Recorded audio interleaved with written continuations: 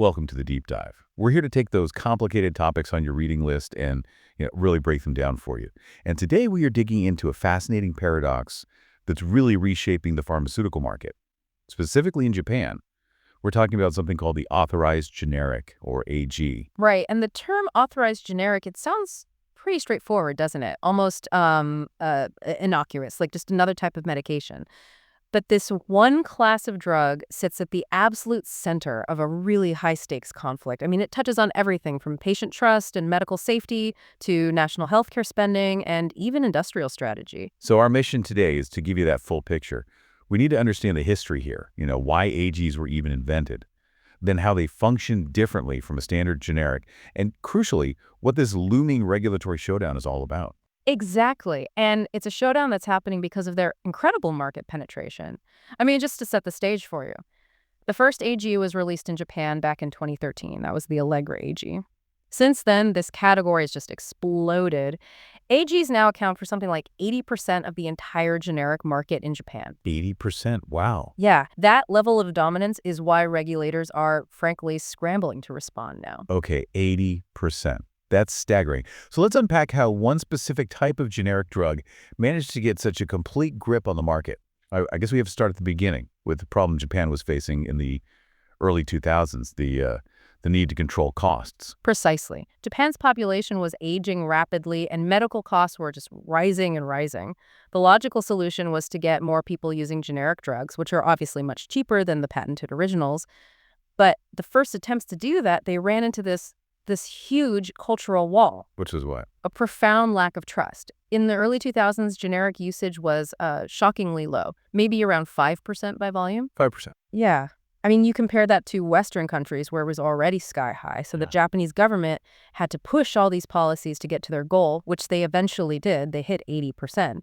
But first, they had to overcome this massive anxiety from both patients and doctors about quality. And that anxiety was tied directly to where the actual ingredients came from, wasn't it? Absolutely. So a standard generic uses the same active ingredient as the original, but the patent has expired. But here's the reality of the supply chain. Most Japanese generic companies, they just don't have the complex chemical technology to manufacture the active pharmaceutical ingredients, the APIs, at scale domestically. The API, that's the UP in Japanese, right? The core component. That's the one. So if they aren't making it in Japan, where does it come from? I'm guessing they're importing it. Heavily. Yeah, they're relying on imports from countries that are masters of large-scale, cost-effective chemical synthesis.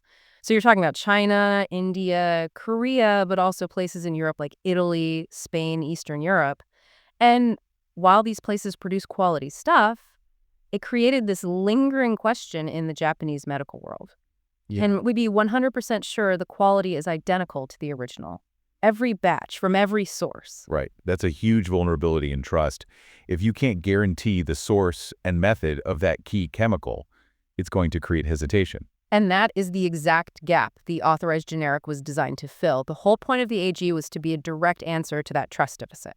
The selling point was the guarantee. You get the exact same API and you get the exact same manufacturing method as the original brand name drug. It was the perfect solution to the quality anxiety problem. So on one hand, the AG solved a national healthcare trust problem. But that's where the story pivots, right? Because that was only one reason for its rise. The other was a brilliant but controversial strategy from the original drug makers themselves. This is where the business strategy really comes into play. You have to understand how the Japanese market works. It's not like the US, where a drug's price just collapses the second the patent expires. In Japan, the original drug keeps getting sold long after its patent is gone. They're called long-listed products, or wichiya. The price gets lowered by the government, sure, but the product is still very profitable for the original company. So when a standard generic comes along, it's not just competing for new patients. It's actively eating into the revenue of a product the original company has been selling for years. It's a direct threat. An existential threat to that revenue stream. Exactly. So the original manufacturers needed a defensive move, and their solution was to partner with a generic company, often their own subsidiary, to launch an authorized generic. This basically let them control the generic competition from within their own ecosystem. They're competing against themselves, but in a way they can manage. So if we strip away the marketing, what is an AG? I know it doesn't have a formal legal definition, but it kind of operates on a triple identity. That's a great way to put it. The AG is defined by its guarantees. It has to use the same API, the same additives, so all the non-active stuff, and the very same manufacturing method. If a standard generic is a good imitation, the AG is basically a clone. It's just a cheaper original drug. And that strategy lets the original maker capture revenue from both sides of the market. They get the long-listed product sales, and they get a huge slice of the generic market. That's the move. It just completely kneecaps the smaller generic-only companies. Because they're trying to compete on price, but now they're up against an identical product backed by the original company's reputation, and sometimes it even hits the market before they can. Exactly. The game is just completely different. It's not original versus imitator anymore. It's an imitator versus a government-sanctioned clone of the original. Which brings us to the functional difference. If an AG is a clone, how different is a standard generic? Let's get into the chemistry of it. Right. So a standard generic company, they analyze the original drug. They know the active ingredient. That's the key part. But they might not know the exact proprietary mix of all the other stuff, the excipients, binders, coatings, all the stabilizers. And in simple terms, that other stuff doesn't change if the medicine works, but it might change how a patient experiences it. Perfect analogy. Think of it like two sports cars with the exact same engine. Same horsepower, same top speed. That's biological equivalence. But one might use different tires or a different kind of interior or have a different paint job. The core function is the same, but the feel is different. The dissolution speed of the pill, the taste, how easily it goes down, those things might vary slightly. And regulators just need to make sure the engine works the same. Correct. Standard generics only need to pass biological equivalence testing. It proves the drug reaches the same concentration in the bloodstream. The efficacy is equivalent. But the AG is the only one that can promise that all those subtle differences are completely gone. They can say it's completely the same in efficacy and usability. And that promise is what drove that 80% market dominance. But that very success is what's now triggering this regulatory crisis. So if the AG is so good at solving the quality problem, why is the government suddenly taking issue with it? Because that success has, as you said before, fundamentally warped the market. Which brings us to the recent proposal from the Central Social Insurance Medical Council, or CHIUAIO. The regulators are finally looking at the AG and saying, wait a minute, this thing is too powerful and it's too similar to the original to keep its pricing advantage. So what's their main proposal? What are they trying to do? They're pushing for price parity. The argument is simple. Since AGs are virtually identical to the original long-listed products, they should be priced the same as them. Okay, let's break down what that means for you, the listener. If you're a patient in Japan, how does this affect your wallet? It could really increase your out-of-pocket costs. And here's why. The government is already thinking about making patients who choose the original brand pay the price difference if a cheaper generic is available. Now, if the AG is reclassified and priced the same as the original, it's no longer that cheaper alternative. So a patient who chose an AG for its quality guarantee might suddenly have to pay more just because of a bureaucratic reclassification. I see. So the pressure for this change is about two things. Bringing down overall medical costs, but also, and this is key, ensuring fair competition, which the AG has really destroyed. Let's dig into that unfair advantage. What is it exactly? It's twofold. It's about time and it's about trust. First, as we mentioned, AGs can get to market 6 months earlier than standard generics. That half-year head start is gold. They can establish dominance before the real competition even shows up. And second, they use that incredibly powerful, same as the original branding, to just swallow market share. It sounds like a system where the best intention, which was solving quality assurance, has accidentally created a much deeper crisis in supply diversity. It absolutely has. The success of AGs has just throttled the competition, and the result is a really dangerous lack of supplier diversity.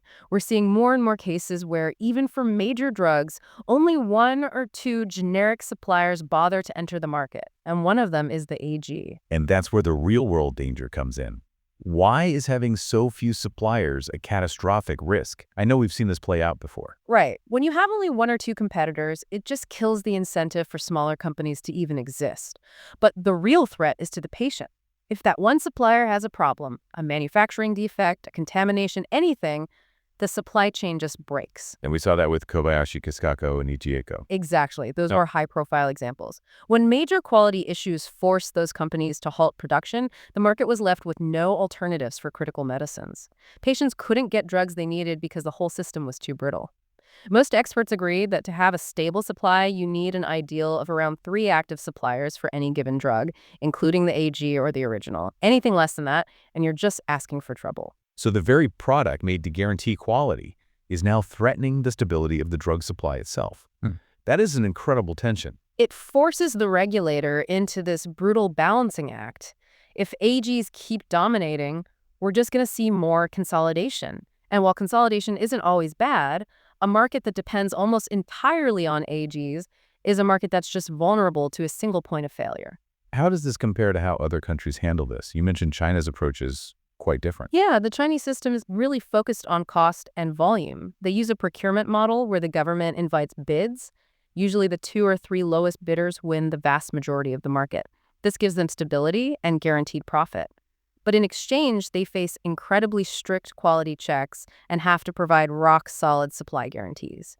It's a system built for price control and volume. Whereas the Japanese situation is unique. It all grew out of that intense focus on quality, which then accidentally created this huge market imbalance. Exactly. So the Japanese government is now trying to juggle 3 competing goals at once. 1, they have to maintain the stable supply and quality that AGs provide. 2, they have to suppress healthcare costs. And 3, they need to push the original drug makers to focus their money on actual innovation, on new drug discovery, or not on defending profits from their old drugs. So to summarize this for you, the authorized generic was this revolutionary product. It solved the huge problem, the trust deficit. But in doing so, it completely skewed market competition, it's reduced the number of suppliers, and it's actually put the long-term stability of the medication supply at risk, a solution that became its own crisis. And this isn't just a theoretical crisis. It's directly linked to the health of Japan's entire pharmaceutical industry, its ability to innovate, and the financial sustainability of its national medical system. Thank you for guiding us through all those layers of regulation and market strategy. It's a perfect example of how good intentions can lead to really complex, unintended consequences. My pleasure. And we'll leave you with this final, provocative thought to consider. AGs were created to offer that perfect balance of quality and cost. But if regulators succeed in reclassifying them, making their price the same as the original brand-name drug, what incentive is left for those big drug manufacturers to even release AGs in the future? If that cooperation stops, and the AG as a category just disappears, what does that mean for quality assurance and generics moving forward? Not just in Japan, but maybe for everyone. Something to think about.